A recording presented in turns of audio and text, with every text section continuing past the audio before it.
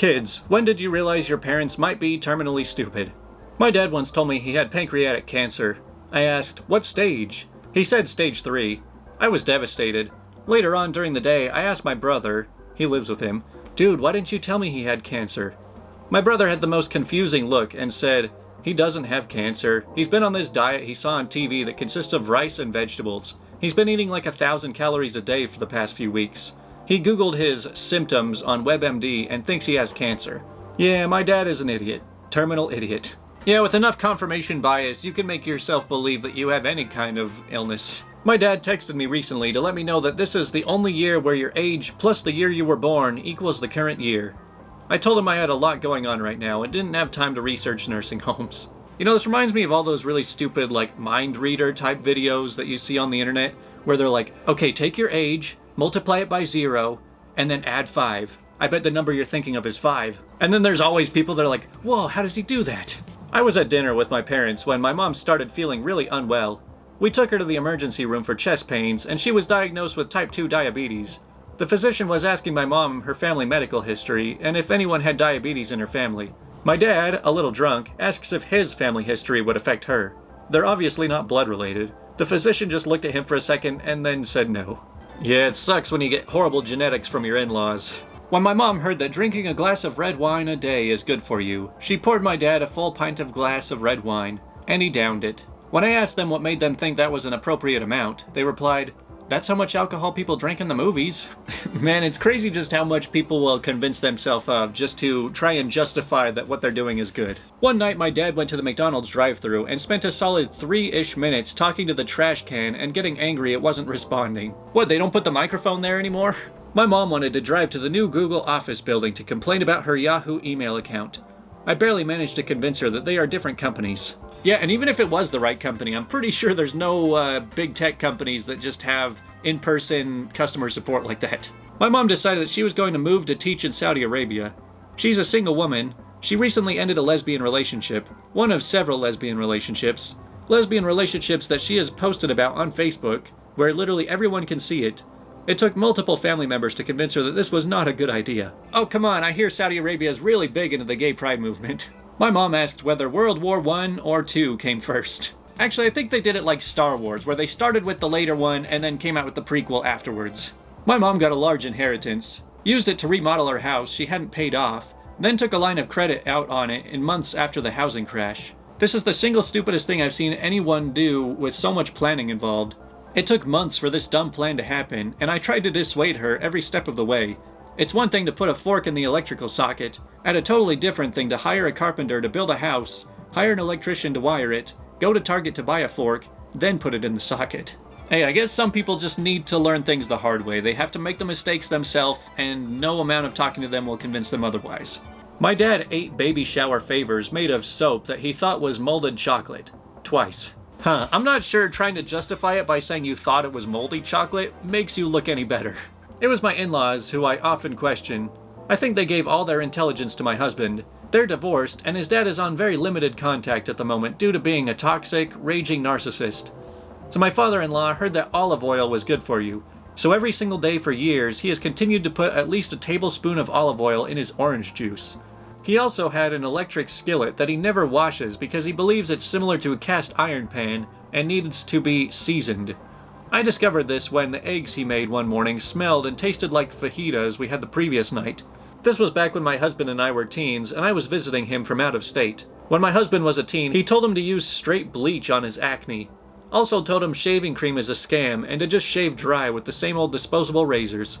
The best part was that he told my husband to use baby powder instead of deodorant because women will be attracted to you because it will remind them of the scent of a baby. Fortunately, my husband was not stupid enough to listen to any of this nonsense. Yes, his dad does smell like baby powder. No, I'm not attracted to him. Or babies, for that matter. Man, see, this is the problem with coming out with a broad statement saying that X is good for you, because then so many people take it a different way, and some people think like, oh, then I can just live entirely off of that, and then I'll be super healthy. In high school, grades were posted online. Dad wanted to check how poorly I was doing. I told him the internet is closed because it was after 5 p.m. Yeah, unfortunately, the people that power the internet like to go home at 5 o'clock too. And so that's why you can't even watch these videos at night. But some of you still find a way. Every time I watch a movie with my mom and she says, "Who's that?" or "What's going on?" Mom, I'm watching the movie with you. I haven't seen it either. Honestly, whenever I'm watching a movie, half the time I'm paying no attention to the plot whatsoever. My mom drove to my apartment because the radio in her car wasn't working. She was sure that there was something wrong with her Sirius. I pushed the volume knob, which doubles as a power button, and turned the thing on. There was nothing wrong with it. It was simply off. You know, if you saw my last video about how I have to give tech support to my grandparents, this story sounds very believable. My dad introduces me to someone I've never met. He says, "Do you recognize this person?" I say, "No." He says, "But she held you when you were a baby." Yeah, I remember hearing that all the time when I was around like 10 to 15, but it never really happens anymore. I think I've met everybody now that saw me as a baby, so I don't have to hear about it anymore. Trying to explain the difference between Wi-Fi and LTE to my mother in order to save her from data overages. Might as well try to teach calculus to a toddler. Yeah, and since almost every place you go has Wi-Fi, I don't know why people always need unlimited data. I go through like less than 1 gig of data a month. My parents got hit by the second Microsoft tech support scam this week. I think more people need to watch stuff like The Hoax Hotel, just to sort of understand more about internet scams so that you don't fall for it. Finally, a story I can tell. Every Friday, my mother goes grocery shopping. It's a block away and she usually drives there. On this particular day, after she finished shopping, she decides to walk back. The next morning, she wakes me and my father up to let us know that her car was stolen.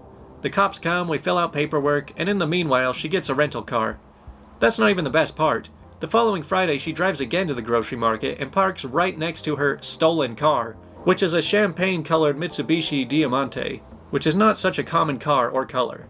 She comments how similar the car looks to hers, but makes nothing of it. A few days later, the cops call us to let us know that the car is in the grocery store's parking lot 1 block away. Yeah, I got plenty of other stories, but that's probably the best one.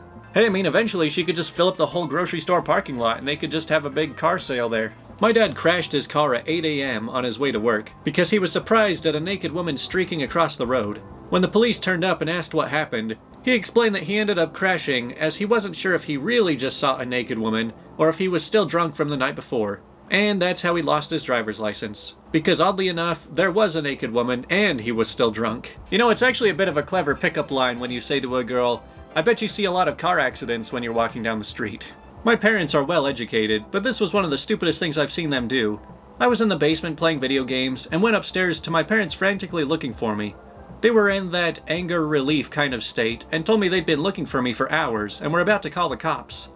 Here's the thing, I had my phone on me the entire time, and had received no calls or texts or messages from either of them. Also, none of them ever went down to the basement to check if I was there.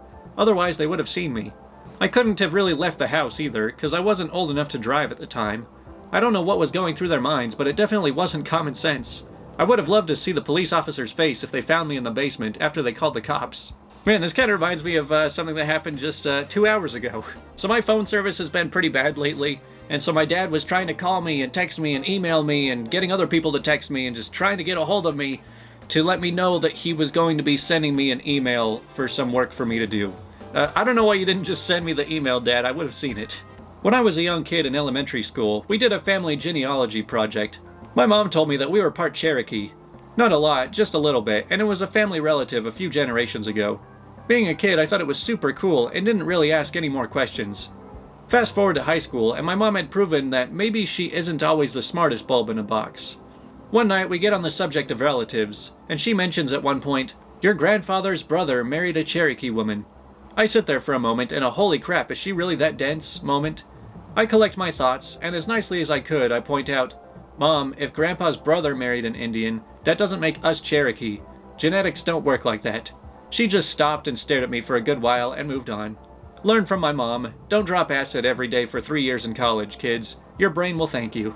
Okay, I admit it's pretty common that I'll read stuff on this channel and just mispronounce things and not even notice. But this time I did catch it because I first read it as my mom told me that we were part Cherokee. So I figured I would just correct that before everyone wanted to correct me on that. My mom is fine. My dad's a mess. Can never remember which type of diabetes he has. The man's 5'8" and almost 300 pounds. Living on bachelor meals and non-diet sodas when he was married, and still now that he's divorced. He's also adamant that Facebook is the bestest, most amazing, incredible social media ever to exist and will never die off. Meanwhile, Instagram, Twitter, and YouTube are all scamming users for their info. Dad's also one of those people who thinks that he's a photographer, but is really just posting almost focused, unedited, uncropped smartphone pics on his photography page. On, you guessed it, Facebook. You know, it's kind of crazy that during the whole big boom of social medias, it's like Facebook started with mostly young people, and then it got huge, and then all of the older people got on it too. And then all of the young people kind of left for other apps while all the old people just stay on Facebook. It's like the whole generation was just like, hey, we learned how to use social media once. We're not doing it again. We're not starting any others. When I was in 4th grade, my mother insisted on helping me with my homework for some reason. I was always a smart kid. I never needed help, but she forced me to let her help. She proceeded to redo my math and spelling homework, and I failed both assignments. I told her those answers were wrong, and she fought me on it. When I got to school, I cried and told my teacher my mom made me put wrong answers. And I told her I knew the right ones, but my mom forced me to let her help. The teacher laughed, took my paper, and asked me the questions. After I got 2 right immediately, she marked everything on the page wrong and gave it back to me. She told me not to worry. She put 100% in the grade book. She just wanted me to show that one to my mom. Like, okay, I'm sure that there are plenty of things that they teach you in 4th grade that I'm not aware of, because it's just like, you learn it one time when you're a kid and then it never comes up again in the rest of your life. But when it comes to math and spelling, I think most adults should be okay at a 4th grade level at least. I asked my mom for Super Mario All-Stars on the Super Nintendo for my 8th or 9th birthday. She had no idea what I was talking about, so I explained what the game was. For those who may not know, it had the original NES Mario games, Super Mario World, and one other Mario game that I think was previously unreleased. The SNES was still new, so games were expensive, but that was literally all I had asked for, so I was fairly confident. A couple of weeks went by, and I didn't really think much about it. On my birthday, I came home from school to a big wrapped box, much bigger than the game. I tore into it and opened up the box to find an old Nintendo. Next to it were cartridges for the first 3 Mario games. I was so confused. My mom says, "It's exactly what you wanted." I say, "It is?" She says, "Yes, I took your Super Nintendo and to the swap meet and traded it for all the games you wanted." It's been over 20 years and she still hasn't gotten any better. Oh, hooray, I got the games, but now I can't play them. My dad sprays WD-40 on his elbow to loosen it up. All I can do is shake my head. I think that's only really going to make a difference if you actually cut the skin open and spray it directly onto your joints and your bones. I don't recommend that, by the way. My stepdad sees one of those tear-jerker commercials about starving children in Africa, proceeds to rant about how there's plenty of animals to hunt in Africa, and why don't they just eat? Literally shouting at the TV, "Eat! Just eat!" It's okay, most of those commercials are kind of a scam anyway. I've heard there's a lot of people in Africa that are just like, why are they claiming we're starving? Like, we're doing just fine for the most part. When it comes to insurance, my dad is always wrong. He wanted me to buy $1,800 on defective warranty for a $4,000 used motorcycle. That insurance only covered parts that were defective before they were installed. It didn't cover parts that were damaged from usage. He bought premium house insurance for a POS home that he tried to sell during the housing market crash. Apparently the insurance costed him more than the house sold for in auction. When I was 18, a guy ran a stop sign and totaled my car, but he never pursued the insurance to get paid for it. My dad lost his car, but the other guy and his insurance got off scot-free because he didn't want to bother collecting. I recently learned that he had been paying $30 a month for years on insurance for the family smartphones, even though screen repairs and water damage is usually less than $50 to fix, which never happened.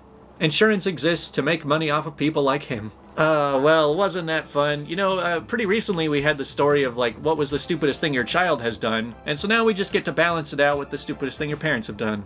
But my parents watch all these videos, so I'm just gonna leave it there, so I'll see you next time.